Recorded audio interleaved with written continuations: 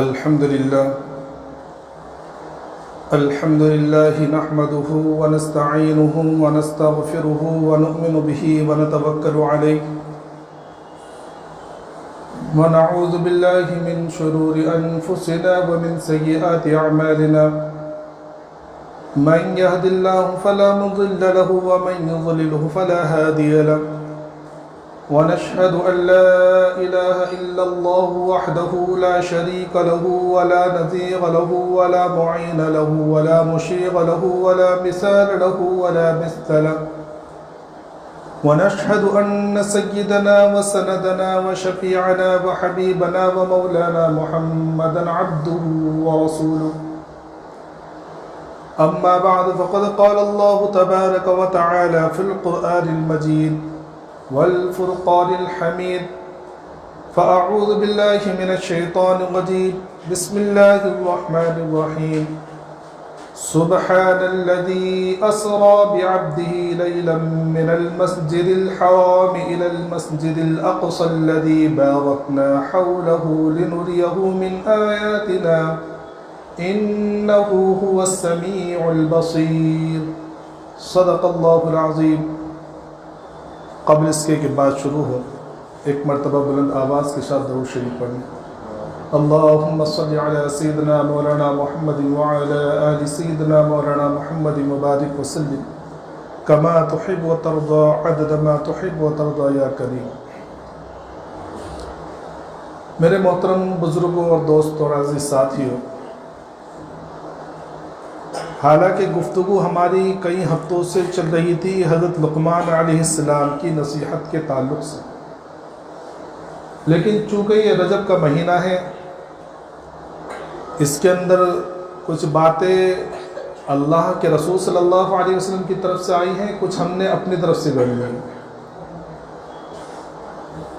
پچھلے ہفتے کسی نے ٹوک بھی دیا مجھے کہ مولانا ہم تو اس لیے آئے تھے کہ آج معراج کا واقعہ بیان کیا جائے. میں نے کہا بھائی ایک ہفتہ اور ہے اس میں کر دوں گا. تو آج ارادہ یہ ہے کہ مختصر طور پر واقعہ معراج کے اوپر روشنی ڈالی جائے. لیکن سب سے پہلے بات سمجھنے والی یہ ہے کہ رجب کا جو مہینہ ہے، یہ اس مہینے کے اندر اللہ کے رسول صلی اللہ علیہ وسلم سے صرف ایک عمل ثابت ہے، اور وہ یہ ہے کہ جب رجب کا چاند آقا مدنی محمد عربی صلی اللہ علیہ وسلم دیکھا کرتے تو اس وقت سے آپ کا معمول ہی ہو جایا کرتا تھا کہ آپ ہمیشہ دعا پڑھا کرتے تھے، اللہم بارک لنا فی رجب و شعبان و بلغنا رمضان، کہ اللہ ہمارے رجب اور شعبان میں برکت عطا فرما اور ہمیں رمضان تک پہنچا دے.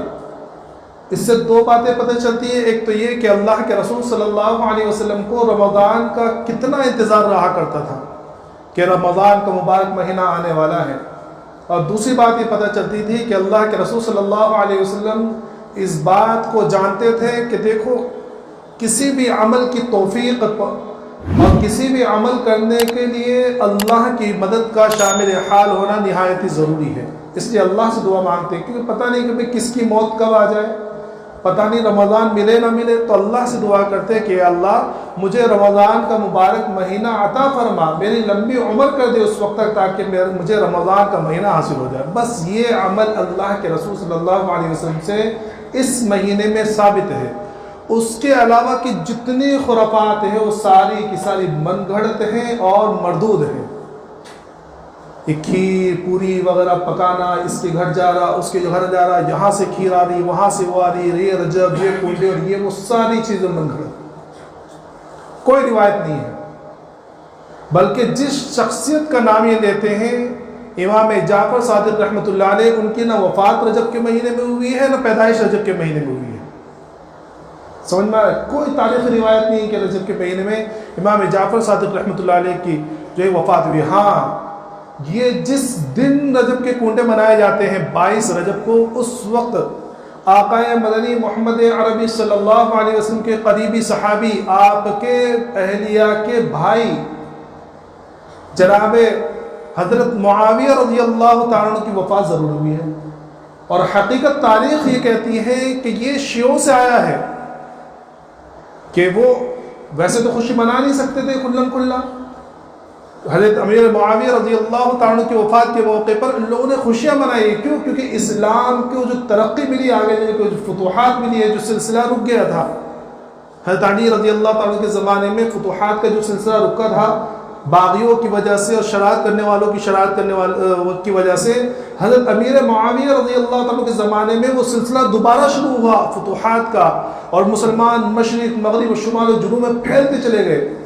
تو جب ان کی وفات ہوئی تو ان کی وفات کی خوشی میں جو ہے ان لوگوں نے یہ رسم کی، اور آہستہ آہستہ وہاں سے رسم اٹھ کے یہ اہل سنت والجماعت اور مسلمانوں میں پھیل گئے دوسروں.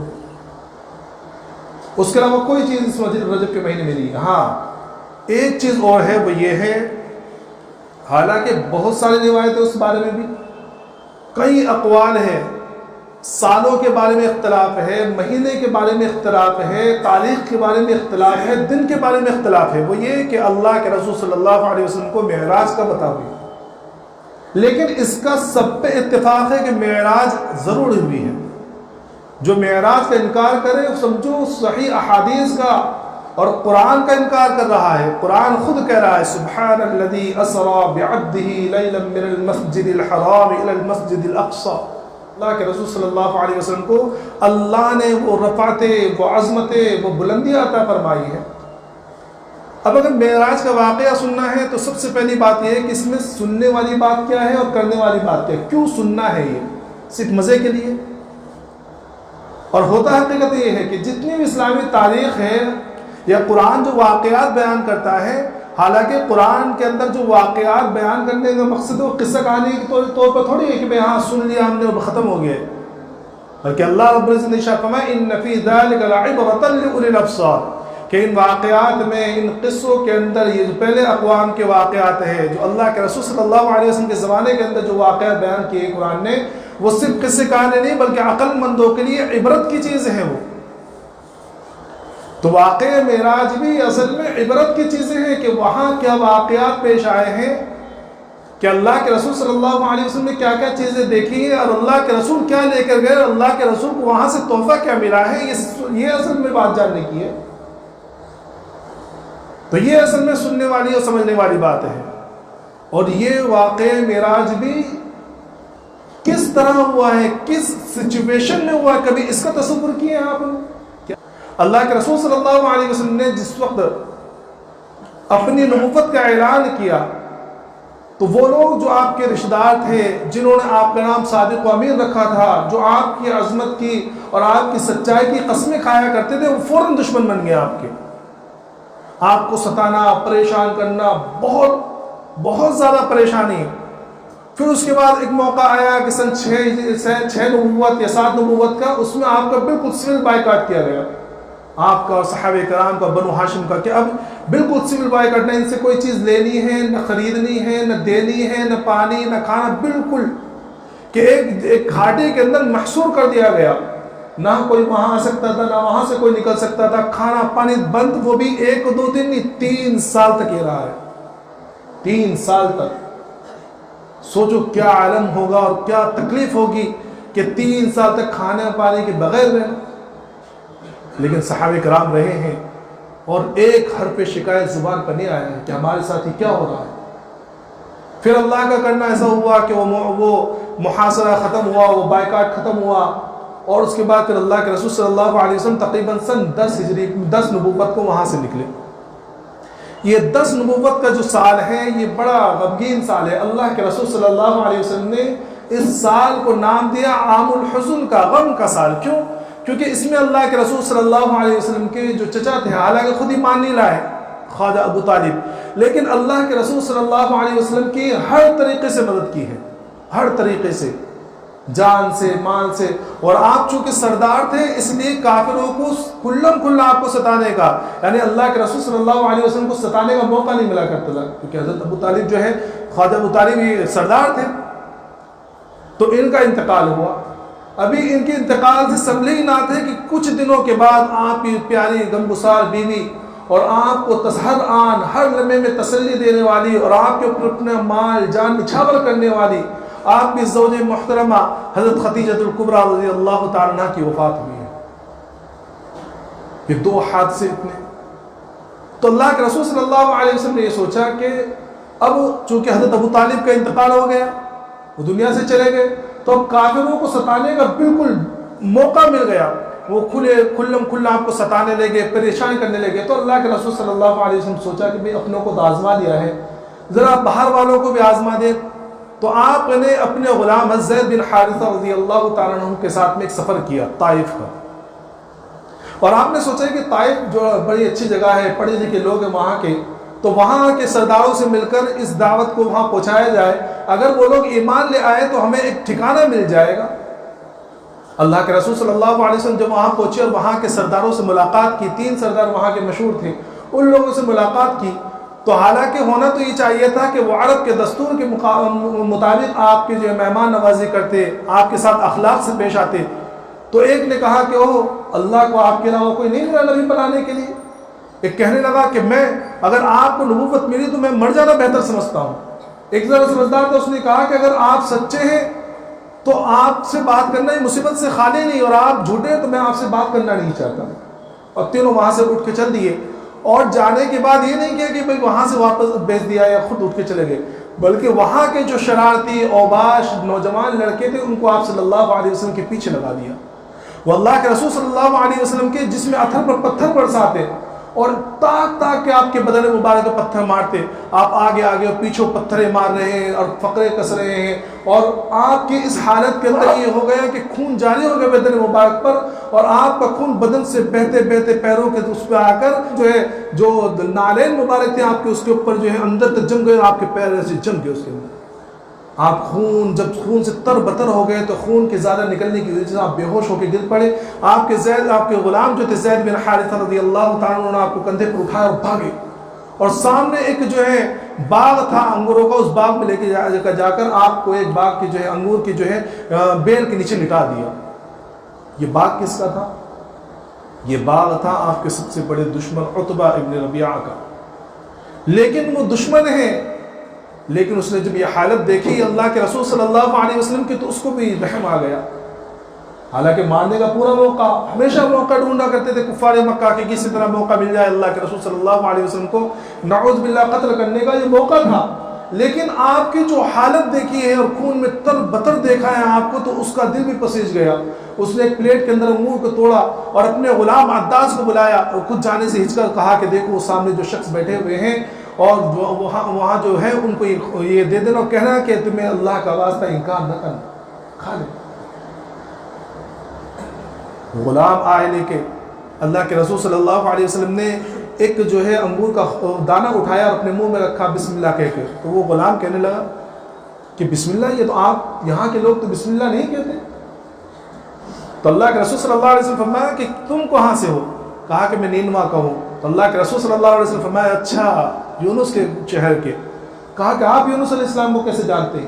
کہا کہ وہ اور میں ہم لوگ نبوت کے بھائی ہیں، وہ بھی نبی میں بھی نبی۔ فوراً اس نے اسلام کو قبول کر دیا۔ یہ اللہ کی شان ہے۔ میں نے بتلایا شروع میں کہ اللہ ہدایت دینا چاہے جس کو، یہ ہدایت اللہ نے اپنے ہاتھ میں رکھی، ہم چاہے کتنے بھی کوشش کر لیں ہم کسی کو ہدایت نہیں دے سکتے۔ یہ آج ہمارا مسجد میں آنا، یہ ہمارا اللہ کے سامنے سر جھکانا، یہ اللہ کی توفیق سے ہے، ورنہ کتنے لوگ ہیں جو ہم سے زیادہ طاقتور، ہم سے زیادہ اچھے لباس والے، اچھے کپڑوں والے، اچھے حالات والے، پیسے ہیں، وقت ہے، سب کچھ ہے، لیکن گھروں کے اندر بیٹھے ہوئے۔ کیوں؟ کیونکہ اللہ نے ان کو ہدایت نہیں دی، اللہ نے ان کو توفیق نہیں دی۔ تو اللہ نے سرداروں کو محروم رکھ دیا اور غلام کو ایمان عطا فرما دیا۔ اس کے بعد اللہ کے رسول صلی اللہ علیہ وسلم نے اللہ سے دعا مانگی ہے، وہ کرب میں ڈوبی ہوئی دعا، اللہم انی اشکو ضعف قوتی وقلت حیلتی، کہ اللہ میں تجھ سے اپنی عاجزی کا اقرار کرتا ہوں، اپنی عاجزی کی شکایت کرتا ہوں، اپنی کمزوری کی شکایت کرتا ہوں۔ اے اللہ تو مجھے کن کے سپرد کر رہا ہے؟ مجھے دیکھ کر چہرے کو پھیرتے ہیں اور تو شروع ہوتے ہیں ان لوگوں کے حوالے۔ یا اللہ اگر تو راضی ہے تو مجھے کسی کی پرواہ نہیں، اور اگر تو ناراض ہے تو جب تک تو راضی نہ ہو جائے اس کے لیے کوشش کرتے رہنا چاہیے۔ اے اللہ میں تیرے اوپر بھروسہ کرتا ہوں۔ یہ اللہ کے رسول صلی اللہ علیہ وسلم نے جب یہ سوز میں ڈوبی ہوئی دعا مانگی تو عرش کے اوپر ہلچل مچ گئی۔ تو اللہ رب العزت نے جبرائیل سے کہا کہ جبرائیل جاؤ میرے نبی صلی اللہ علیہ وسلم کے پاس جاؤ اور جا کے پوچھو کہ کیا حالات ہیں۔ حضرت جبرائیل علیہ السلام آئے اور کہا کہ رسول اللہ تبارک و تعالی نے یہ جو طائف کا شہر ہے 2 پہاڑوں کے درمیان ہے، اللہ نے ان پہاڑوں کے جو نگراں فرشتے ہیں ان کو بھیجا ہے اور کہا کہ ان کے اوپر آپ کو اختیار ہے، آپ جو حکم دیں گے کر دیں گے۔ ان پہاڑوں کے نگراں فرشتوں نے کہا کہ یا رسول اللہ اگر آپ کا حکم ہو تو ان دونوں پہاڑوں کو ملا کر تمام لوگوں کو نیست و نابود کر دیں، اگر آپ چاہیں تو ایسی ہوا چلائے کہ اڑے اڑے پھرے، آپ جو چاہے وہ کر دے۔ اللہ کے رسول صلی اللہ علیہ وسلم فرمایا کہ نہیں، میں بددعا دینے والا بنا کر نہیں بھیجا گیا ہوں، میں لعن طعن کرنے والا بنا کر نہیں بھیجا گیا ہوں، میں تو رحمت للعالمین بنا کے بھیجا گیا ہوں۔ میں یہ دعا کرتا ہوں کہ اگر یہ لوگ ایمان نہ لائے تو ہو سکتا ہے کہ آگے چل کے ان کی اولاد میں سے کوئی ایمان لے کر آئے گا۔ آپ وہاں سے واپس آ گئے، مکہ پہنچ کر آپ بڑے غمگین تھے کہ اپنوں کو بھی آزما لیا، غیروں کو بھی آزما لیا، اور اسی غم کے حالت میں رات کے وقت جو ہے آپ جو ہے ام ہانی رضی اللہ تعالیٰ کے گھر میں آرام کرنے کے لیے گئے، اور وہاں جا کے پھر اللہ سے دعا کری اور آپ نے یہ کہا کہ یا اللہ کاش کوئی میرا دوست ہوتا جو میری غمخواری کرتا، کاش کوئی میرا یار ہوتا جس وقت میری مدد کرتا، ہاں کوئی تو میرا رفیق ہوتا۔ یہ سوچتے سوچتے آپ جو ہے آرام کرنے کے لیے لیٹ گئے۔ جب اتنی تکلیف ملی، اما عائشہ رضی اللہ تعالیٰ نے پوچھا ایک مرتبہ یا رسول اللہ کیا آپ کو سب سے زیادہ تکلیف کب پہنچی ہے؟ فرمایا کہ طائف میں سب سے زیادہ تکلیف۔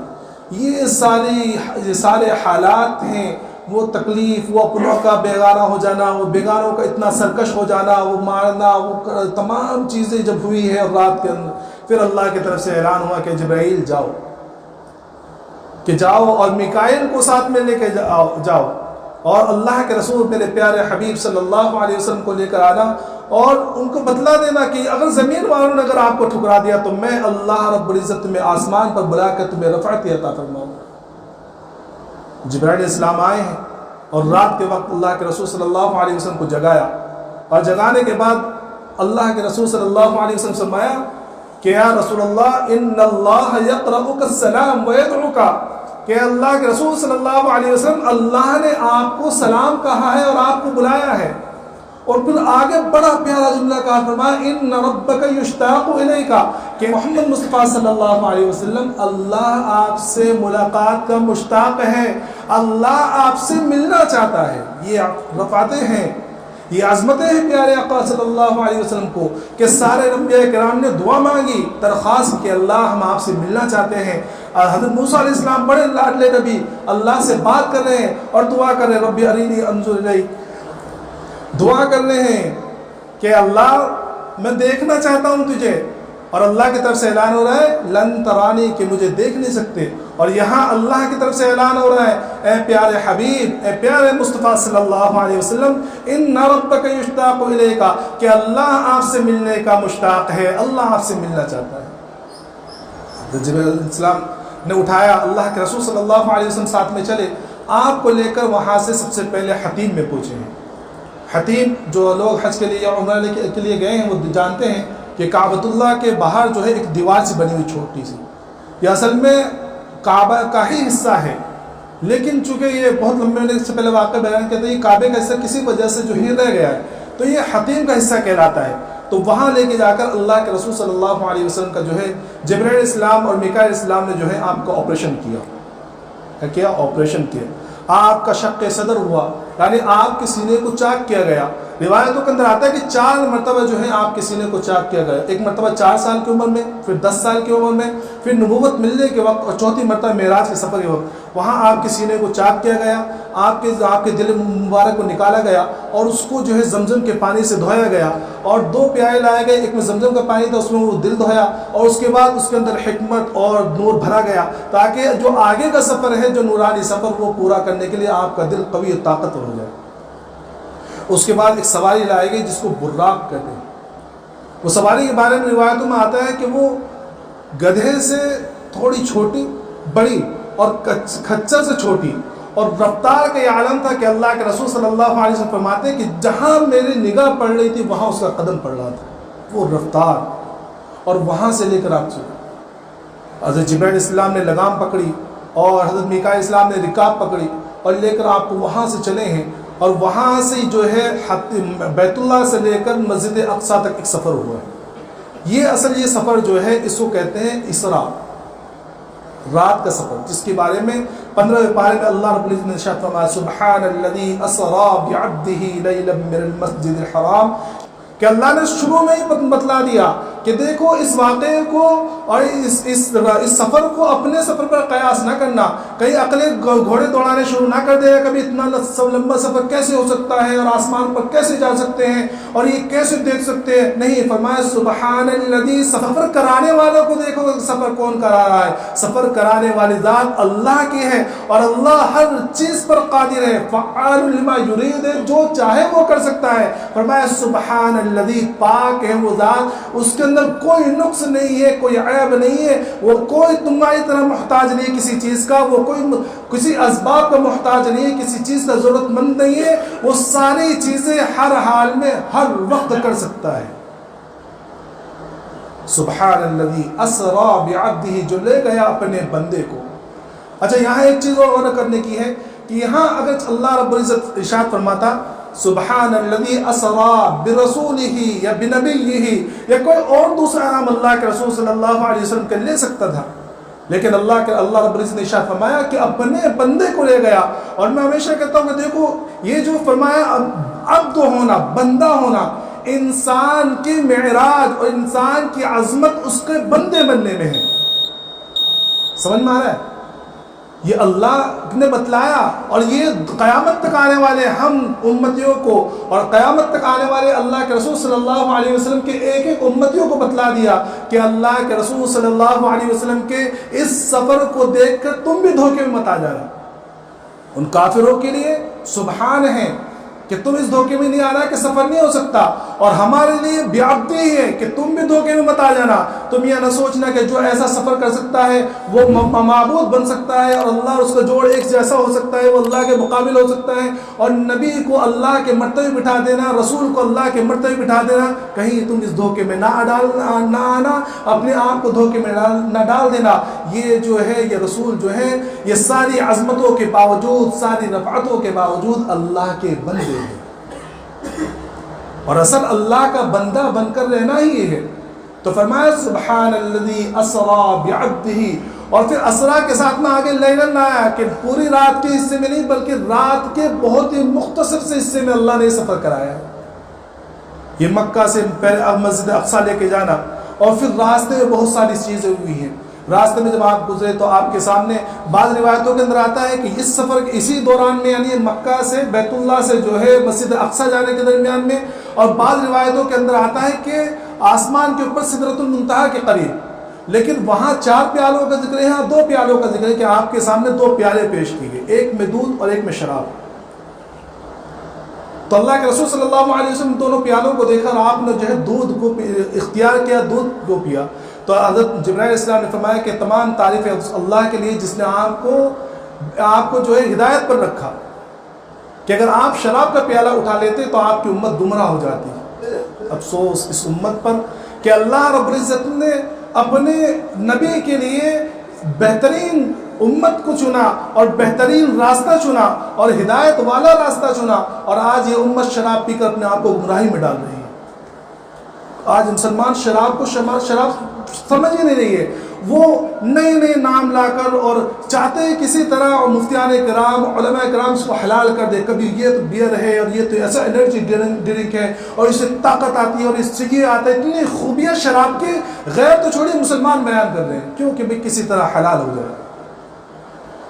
میرے محترم بزرگ دوستوں، یہ میں مختصر بیچ میں ایک بات کہ دنیا کے اندر اللہ نے جو پابندی لگائی ہے نا، جو بھی پابندی دنیا کے اندر اللہ رب العزت نے لگائی ہے، قربان جائیے ان ساری پابندیوں کے بدلے میں اللہ وہ چیزیں عطا فرمائے گا جو رہے گی تو انہیں کی قسم سے تھی لیکن اعلیٰ درجے کی۔ مثلا شراب دنیا میں اللہ نے حرام قرار دے دی کہ شراب حرام ہے، چاہے وہ کیسے بھی کسی بھی نام کے ہو، بیئر، وسکی، رم، جو کچھ بھی سب حرام، جو بھی نشاور چیز ہے وہ ساری کے سارے حرام ہیں۔ لیکن اللہ تبارک و تعالیٰ نے جنت کی اعلیٰ کوالٹی کی شراب کو مسلمانوں کے لیے تیار کیا ہے، ایمان والوں کے لیے جنت میں ملے گی۔ اور شراب پلانے کا، تم دنیا کے اندر کیسے شراب پیو گی؟ وہ بدبودار شراب، وہ سڑی ہوئی گلی ہوئی، وہ بناتے ہوئے اگر کوئی دیکھ لے تو میں تو کہہ دوں اگر وہ صحیح سلیم الطبع انسان ہو تو شراب کو بنتے ہوئے دیکھ کر اس کو پینا کوئی گوارا نہیں کر سکتا۔ لیکن قیامت کے اندر جب جنت میں جنتی چلے جائیں گے، ایمان والوں کو جنت ملے گی، تو اللہ رب العزت نے نقشہ کھینچا پیارا کہ جو سب سے ادنا درجے کے بھی جنتی ہوں گے، وہ ادنا درجے کے جنتی جو اپنے ہاتھوں سے شراب بنا کے پئیں گے، اور بہترین شراب، مہر ایک دم پیک، سیل پیک شراب، خوشبو آتی ہوئی، جس سے نہ سر میں درد ہوگا، نہ بہکیں گے، نہ کوئی کسی قسم کی تھکاوٹ یا بہکا پنی ہوگی۔ یہاں تو ذرا سی پینے کے بعد انسان اپنی ماں بہن کی تمیز بھول جاتا ہے، گالی گلوچ دینا، وہ نالے میں سڑے ہوئے نالے میں پڑے ہوئے ہیں، اچھے اچھے آدمی لوگ، بڑے بڑے، جہاں بڑی بڑی گاڑیاں پھرتے، ذرا دو وہ لگائے کہ وہاں گٹروں میں پڑے ہوئے ہیں، وہاں کی شراب کہ جو سب سے کم درجے کے جنتی ہوں گے وہ اپنے ہاتھ سے پیتے ہوئے ہوں گے، دوسرے اعلیٰ دوسرے قسم کے دوسرے درجے کے وہ جنتی ہوں گے، ان کو شراب وہاں کے بہترین غلام پلاتے ہوئے، وہ بچے پلاتے ہوئے ہوں گے، جن کے بارے میں اللہ کے رسول اللہ رب العزت نے ارشاد فرمایا کہ چمکتے ہوئے موتی، ایسے خوبصورت بچے، اور قربان جائیے وہ لوگ، اللہ ہم تمام کو ان میں شامل فرمائے۔ تیسری قسم بڑا اعلیٰ کوالٹی کی، بڑے اونچے درجے کی، جن کو کیا ہوگا، وَسَقَاهُمْ رَبُّهُمْ شَرَابًا طَهُورًا، یہ وہ لوگ ہوں گے جن کو اللہ تبارک و تعالیٰ اپنے ہاتھ سے پلائے گا، اپنے ہاتھ سے پلائے گا۔ بس شرط یہ ہے کہ دنیا کے اندر اللہ نے جس چیز کو حرام قرار دیا اس سے بچ جاؤ۔ دنیا کے اندر اللہ نے ریشم کو حرام قرار دے دیا، ریشم سے بچ جاؤ، ریشمی کپڑے نہ پہنو۔ اللہ رب العزت فرمایا کہ کل قیامت میں جنت میں تمہیں ریشمی لباس پہناؤں گا۔ دنیا کے اندر سونے چاندی سے اپنی حفاظت کر لو، سونا پہننا حرام ہے مسلمان پر، اور چاندی کی ایک چھوٹی سی مقدار 4.5 ماشا یعنی 4 گرام سے 4 گرام سے زیادہ پہننا حرام ہے مسلمان کے اوپر۔ جنت میں اللہ سونے کے کنگن پہنائے گا۔ دنیا میں جتنی چیزیں، دنیا کے اندر 4 بیویوں سے زیادہ کرنا حرام ہے، 4 بیوی ایک ٹائم میں 4 بیوی رکھ سکتا ہے اور اس کے علاوہ نہیں رکھ سکتا، لیکن قیامت میں اندر جب جنت میں جائیں گے، ادنا درجے کے جنتیوں کو 72 حوریں ملیں گی، ادنا درجے کے جنتیوں کو، اور جو اعلیٰ کوالٹی کے اور اعلیٰ درجے کے ہوں گے ان کے لیے تو کیا کہنا۔ جنت عدن کی تفسیر علماء نے لکھا ہے کہ وہ جنت ہے جس کے 70,000 دروازے ہیں، اور جس دروازے سے جاؤ گے، جو دروازہ اور روم کھلے گا، اور جو اندر کا کمرہ ہوگا، اس کمرے کے اندر 70,000 مسیریاں ہوں گی، اور ہر مسیری پر 70,000 حوریں بیٹھی ہوئی ہوں گی۔ کبھی کیلکولیٹ کیا ہے؟ بس شرط یہ ہے کہ دنیا کے اندر اللہ کے حرام کردہ چیزوں سے بچ جاؤ۔ اللہ تمہیں ایسی ایسی چیزیں دے گا جس بارے میں ہم سوچ نہیں سکتے۔ دنیا میں انسان شراب کتنی پی لے گا بھائی؟ کبھی کبھی تو اتنا کنگال ہو جاتا ہے نا شرابی کہ وہ 25 روپے کے لیے اس کے پاس بھیک مانگتا پھرتا ہے، یہ بہانے کر کے اس سے 25 روپے لے، کیوں پوا آ جائے، ادھا آ جائے، اس سے لے لے، اس سے لے لے، اس سے لے لے۔ اللہ رب العزت نے ارشاد فرمایا شراب سے دنیا بچ جاؤ، شراب سے دنیا میں پرہیز کر لو، شراب کی نہریں تمہارے ساتھ میں کر دوں گا، بہتی بھی ہوں گی شراب کی نہریں، دودھ کی نہریں اور شہد کی نہریں، بہترین پانی کی نہریں۔ اللہ رب العزت نے ارشاد فرمایا بس دنیا کے اندر جو اللہ نے حرام قرار دے ان سے بچ جاؤ۔ تو بہرحال یہاں سے آگے بڑھے، اللہ کے رسول صلی اللہ علیہ وسلم ایک جگہ پہنچے، پڑے کھجور کے درخت تھے، وہاں حضرت جبریل نے فرمایا کہ یا رسول اللہ یہاں اتریے اور 2 رکعت نماز پڑھی۔ آپ نے 2 رکعت نماز پڑھی، فرمایا کہ آپ جانتے ہیں کون سی جگہ ہے؟ کہا کہ نہیں، کہا کہ یہ مدینہ ہے، یثرب ہے، یہاں آپ کو ہجرت کر آنا ہے۔ وہاں سے پھر آگے چلے تو آپ نے دیکھا کہ ایک خوبصورت بڈھیا، بالکل ایک دم سڑی ہوئی چہرے والی، تو اللہ کے رسول صلی اللہ علیہ وسلم سے جبرائیل نے فرمایا کہ ان کی طرف وہ بلا رہی ہے۔ اللہ کے رسول صلی اللہ علیہ وسلم کا جبرائیل نے فرمایا کہ اس کی طرف متوجہ نہ کرے۔ آگے بڑھے بڈھے کو دیکھا، اللہ کے رسول سے فرمایا کہ اس کی طرف توجہ نہ کرے، اور آگے بڑھے تو کچھ لوگ تھے جنہوں نے آپ کو سلام کیا۔ حضرت جبرائیل نے فرمایا کہ یا رسول ان کے سلام کا جواب دیجیے۔ فرمایا کہ جبرائیل کیا بات ہے، بڈھی کون تھی؟ کہا کہ وہ بڈھی دنیا ہے، بالکل آخر عمر میں پہنچ چکی ہے، جیسے بڑھیاؤں کے مرنے کی کوئی عمر نہیں ہوتی، کب لڑک جائے، ویسے دنیا کی کب ختم ہو جائے کوئی نہیں، بالکل کم وقت بچا ہے دنیا کا۔ اور وہ بوڑھا جو آپ کو تو اپنی طرف متوجہ کرنا تھا، وہ شیطان ہے۔ اگر آپ ان کی طرف متوجہ ہو جاتے تو آپ کی امت دنیا کے پیچھے پڑ جاتی۔ اور فرمایا کہ جو لوگ آپ کو سلام کرے تو انبیاء کرام ہے۔ وہاں سے اور آگے بڑھے، ایک جگہ پہنچے، فرمایا کہ یا رسول اللہ یہاں 2 رکعت نماز پڑھی۔ آپ نے نماز پڑھی، کہا کہ کون سی جگہ ہے؟ کہا کہ بیت الحم ہے، یہاں عیسیٰ علیہ السلام پیدا ہوئے تھے۔ اس کے علاوہ اور بھی روایتیں ہیں۔ جب بیت المقدس سے پہنچے تو وہاں دیکھا کہ بہت بڑا مجمع لگا ہوا ہے، بہت بڑا مجمع لگا ہے، بہت سارے لوگ ہیں، اور نماز کے لیے قطار لگا کے صف لگا کے کھڑے ہوئے ہیں، صف لگا کے کھڑے ہوئے ہیں۔ تو اللہ کے رسول صلی اللہ علیہ وسلم نے بیت المقدس کے ایک جگہ جو ہے ابھی بھی، اب تو پتہ نہیں، ورنہ کتابوں کے اندر لکھا ہے کہ اب تک ایک جگہ تھی وہ جس کو باب محمد کہا جاتا تھا، وہاں ایک حلقہ بنا ہوا تھا، اس حلقے سے براق کو باندھ دیا، اس جانور کو جو لایا گیا تھا۔ یہاں ایک نقطہ مفسر نے لکھا ہے کہ براق جو تھا یہ تو جنتی سواری تھی، بھاگتا تھوڑی، تو باندھنے کا مقصد کیا تھا؟ یہاں امت کو بتلانا یہ تھا کہ دیکھو توکل کرنا کس کو کہتے ہیں، توکل کرنا اسی کو کہتے ہیں کہ اپنے بس کا جتنا ہو وہ کر لو، اس کرنے کے بعد اللہ کے اوپر یقین رکھو۔ یہ نہیں کہ بالکل گھر کے اندر ہاتھ باندھ کر بیٹھ جاؤ کہ بھئی اللہ کھلانے والا ہے، میں تو کہیں نہیں جاؤں گا، اللہ مجھے یہاں پہنچائے گا، یہ توکل نہیں ہے۔ بیمار ہیں تو علاج نہ کراؤ، بیٹھے رہو کہ اللہ صحیح کر دے گا، یہ توکل نہیں ہے، بلکہ اپنے پورے اسباب اختیار کر لو۔ کام کرنا ہے، تجارت کرنی ہے، اپنا پورا سامان لا کر بازار میں کھڑے ہو جاؤ، اور اس کے بعد پھر اللہ پر توکل کرو کہ اللہ میں نے اپنا پورا سامان، اپنے پورے اسباب کو اختیار کر کے میں بازار میں آگے کھڑا ہو گیا، اب گراہک کو بھیجنا نہ بھیجنا یہ تیرے اس پر ہے۔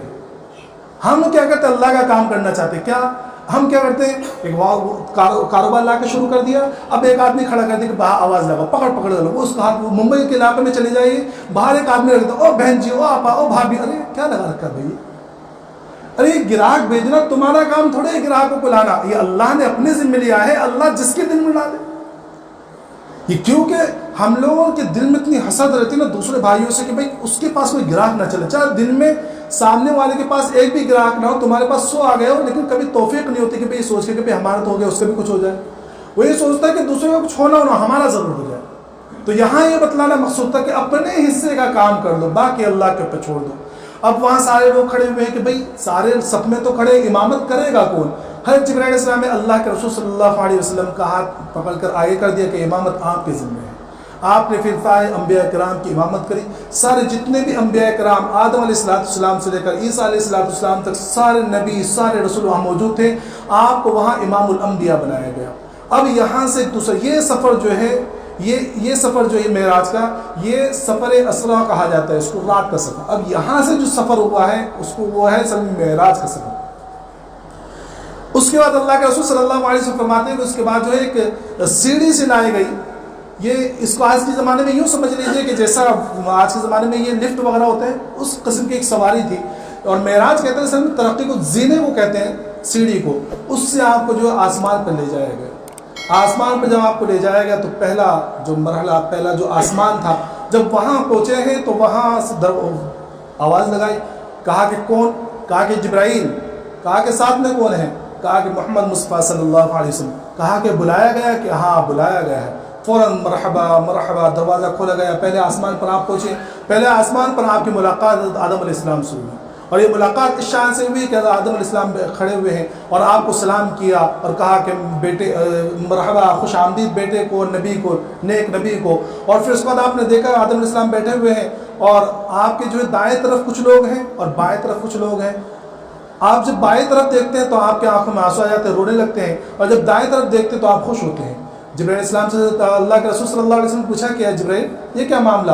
کہا کہ جو دائیں طرف کے لوگ ہیں، حضرت آدم علیہ السلام کے دائیں طرف کے لوگ جو ہے یہ وہ لوگ ہیں جو ایمان کو قبول کر لیں گے، جو جنتی لوگ ہیں، اور بائیں طرف کے جو لوگ ہیں یہ وہ لوگ ہیں جو جہنمی ہیں، جو ایمان کو قبول نہیں کریں گے، اسلام نہیں لائیں گے، جہنم میں جائیں گے لوگ ہیں۔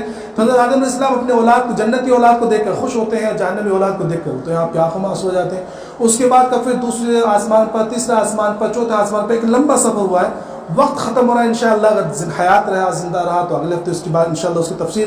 اور وہاں انبیاء کرام سے ملاقات جو ہوئی وہ بھی خاص مقصد کے لیے ہوئی۔ آخر میں ایک بات یہ کہتا ہوں کہ بھائی جو معراج ہے اس کے اندر بہت ساری حکمتیں ہیں، بہت ساری راز پوشیدہ ہیں۔ ایک حکمت جو آخر میں آپ کے سامنے بیان کرتے ہوئے اپنی بات کو ختم کروں وہ یہ ہے کہ لکھا ہے فقہاء نے اور علماء نے یہ بات لکھی کہ ایک مرتبہ زمین میں اور آسمان میں مقابلہ ہوا، مطلب بات چیت ہوئی، تو آسمان نے کہا ہمارے پاس تو یہ ہے، ہمارے پاس تو بیت معمور ہے۔ زمین نے کہا کہ کیا ہوا؟ ہمارے پاس کعبۃ اللہ ہے۔ آسمان نے کہا کہ اچھا ہمارے پاس تو حور چاند ہے، میرے پاس ستارے ہیں، چاند ہے۔ تو زمین نے کہا کہ اچھا ہمارے پاس تو جو ہے صحابہ کرام ہے، یہ چاند کے ستاروں کے مانند ہیں۔ بہت لمبی چوڑی بات ہے۔ آخر میں زمین نے کہا کہ اچھا میں یہ ساری باتیں چھوڑ دے، تیرے پاس یہ ہے، میرے پاس وہ ہے، میرے پاس آقا مدنی محمد عربی صلی اللہ علیہ وسلم، بتا تیرے پاس کیا ہے؟ لکھا ہے کہ آسمان جو ہے یہ بات سن کے بالکل خاموش ہو گیا۔ تو اللہ تبارک تعالیٰ نے سوچا کہ بھئی یہ موقع جو ہے آسمان کو بھی عطا فرمایا جائے کہ اللہ کے رسول صلی اللہ علیہ وسلم کی قدم مبارک وہاں بھی پڑے، اس لیے آپ کو معراج کرائی گئی۔ اس کے علاوہ بہت ساری حکمتیں انشاءاللہ آئندہ بیان کی جائے گی۔ اللہ تبارک تعالیٰ تمام کو کہنے سننے کے ساتھ عمل کی توفیق عطا فرمائے۔